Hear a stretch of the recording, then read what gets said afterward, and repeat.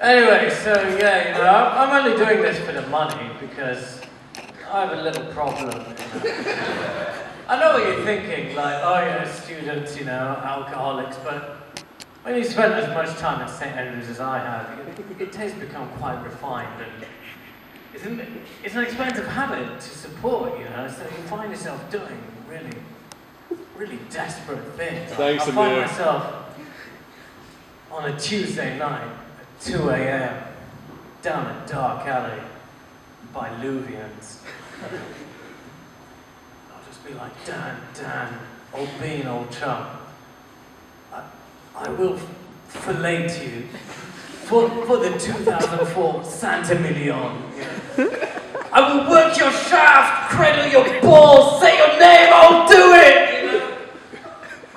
And you know, you do the deed. And you wipe yourself down, you wipe down your waistcoat. And you take a swig from the bottle that the nice man gave you after you sucked his penis for, I was going to say an uncomfortable period of time, but let's face it, when it comes to cocksucking, any period of time is uncomfortable. And you'd be like, oh no! This is a 2005 Côte de Rogue, the bastard! You know? I mean, look at this, right? I used to have a pocket watch. I sold it for a Riesling. A fucking Riesling, alright, you know? You can get yourself a good sauteur if you're willing to do a rusty trombone. Don't know what a rusty trombone is, but... What is a rusty trombone? Fuck off, Fraser! Anyway, yeah, fellatio! Reminds me of my year abroad in France. I was an English assistant at a lycée. That's a French high school for any uneducated Philistines in the audience. Or as I prefer to call you, Northerners. Yeah, so I was at a lycée and it was near Christmas time. And I was supposed to give a lesson on Christmas traditions, because that's what I'm supposed to do. Not only teaching the language, but also English culture and whatever the fuck not. And because A, they're kids, and B, they're French, most of them were skiving, because neither of those two groups is, you know, predisposed to doing any work whatsoever. And so instead of having a class of kids, I was alone with just one student, just one teenage schoolgirl.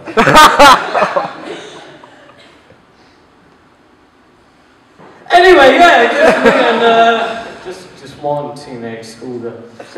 And I was teaching her all about Christmas traditions, how, like, you know, we have Christmas turkey with the stuffing and the cranberry sauce and Christmas pudding and all that crap, and how you always have a Christmas wish, like, oh, I really want to have sex with Natalie Portman this year. Well, you're too fat and ugly to do that, so you can't. Oh, I'm going to cry, you know? I mean, there's that kind of crap. So I asked, after I go through this spiel about what I want for Christmas, I ask her, you know, so in France, what do you do for Christmas? And she's like, well, in France, we have foie gras for Christmas. Is that all right? And we drink wine. Is that all right? Yeah, okay. The French tell me something new, foie gras and wine. Wow, you're blowing my mind here. And she's like, and at Christmas I eat cock.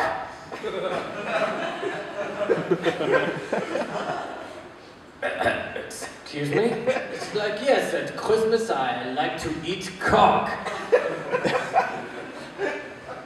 At this point, I'm just thinking, wow, it's my lucky day. It's just like every other porno ever. You know, I mean, it's what's to be expected. She's a teenage schoolgirl. I'm a handsome, good-looking, swarthy, kind of sleazy school teacher. She's alone with me in the classroom. The natural outcome will be her going down on me and me spanking her and bending her over the teacher's table. You know, I mean, that's what's to be expected, but alas, 'twas not meant to be, because I ruined it for myself. And I verify, and I'm just like, excuse me, what do you mean by cock. She's like, you know, cookie, Saint-Jacques. I'm like, oh, cookie, Saint-Jacques. In English, that is scallop. And she's like, oh, well then what does cock mean? And I'm like, you know, I explained to her, because I'm a teacher, and that's my job. I tell her that cock means penis. And of course, there's, you know, much embarrassment, her going, oh, tee, you know, in the typical schoolgirl fashion. But at this point, I'm still tempted to go, but you know, if you still want to, you know, make an old man happy. You know, I'll give you a 2007 Bordelais Cabernet Sauvignon. But I couldn't do that because, you know, that would be awesome. So, yeah. Foreigners. Reminds me of another time I was in some backwater foreign country where they don't watch Newsnight and they're retarded as a result. And again, I was teaching kids because I just love them so fucking much. And in this class I was teaching, there was a guy my age. He was a trainee teacher. He was just sitting in, you know. I was imparting my wisdom onto him, and he was hoping that some of my overwhelming charisma would rub off onto it. And at the end of the lesson, after the little shits had left, he came up to me to introduce himself, because, you know, trainee teacher, he wants to ingratiate himself with the rest of the staff. And he comes up to me and he's like, hello, my name is Farid. Right, hello, nice to meet you, Farid. He's like, yes, my name is Farid, and in English, Farid means eunuch. Okay. He goes, yes, my name is Farid, and Farid means eunuch. Yes, I thought that was what you said the first time. He's like, yes, don't you know, Farid, eunuch. It means without pair. I'm like, yes, without a pair, I suppose that is how you could describe a eunuch. At this point, after a while, you know, he starts to realise we're not quite on the same wavelength. And he tries to elaborate further, and he's just like, eunuch, it means not the same, different from anything else. Oh! Unique!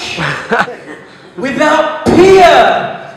Oh, right, of course, I understand exactly what you're saying.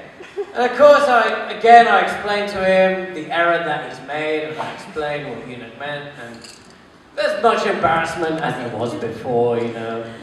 And as a result, poor guy, he lost a lot of his confidence in teaching after that.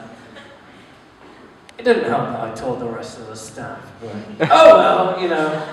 So yeah, foreigners are just inherently funny, especially in Britain, you know. I mean, a friend and I were in London, and we were looking for something to do.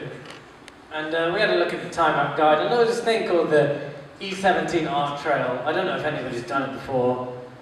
If you haven't, don't. It's a waste of fucking time, because it's just a ploy to get people to go to Walthamstow. And there's a reason people don't go to Walthamstow as soon as you find out when you go there.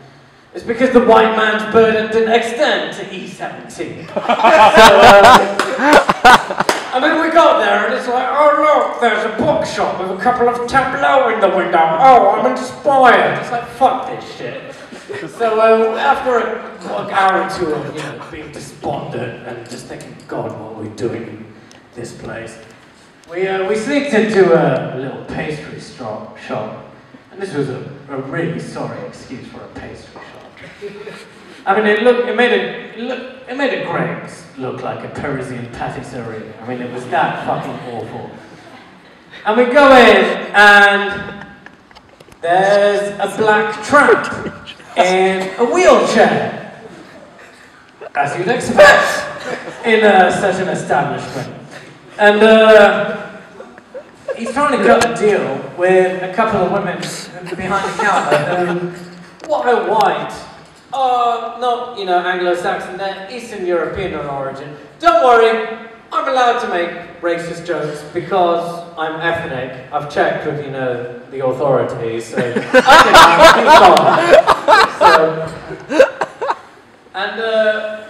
we're there, and before we order anything, there's this tramp there, and he's sitting there. Well, of course he's sitting there. He's a criminal. What else is he going to do? But he's sitting there, and he's trying to cut a deal, and he's like, "So yeah, man, can I have one of those for just 40p? Because that's all I've got. Because he's got change in his hand. Because that's all he's got, obviously." And the women behind the counter are like, "No, sir, sorry, we can't do that." He's like, "Look, man, 40p, I can get half of one of those croissants or something." And the women behind the counter are trying to be nice about this. They're like, "No, sir, sorry, we can't. We only work here." And he's like, "Look, why are you giving me such a hard time? I'm hungry, man. Just give me something, man. I got 40p in my hand here. Just give me something to eat." I mean, he's obviously failed to understand the principle of capitalism. You exchange money for goods, and there's an agreed upon rate, but he's trying to barter, and we don't have that in this modern civilized age. I mean, he could be off rapping or claiming benefits or whatever he could do, I don't know. But he's there trying to cut a deal for a fucking customer. And he's getting annoyed, he's like, "Look, man, just give me half one of those." "No, sir, sorry, we only work here." And this is why he's fed up.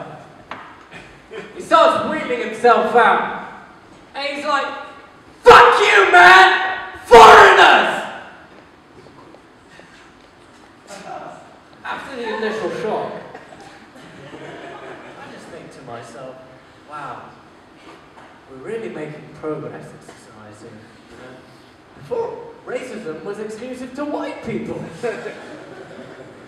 And then, my second thought is, well, if you really wanted the goods, should have gone down on them. Anyway, that's it. I have to wrap up apparently. So good night. If you enjoyed my set, then suck my cock. If you didn't, well, I don't want your mouth anywhere near my face. So good night.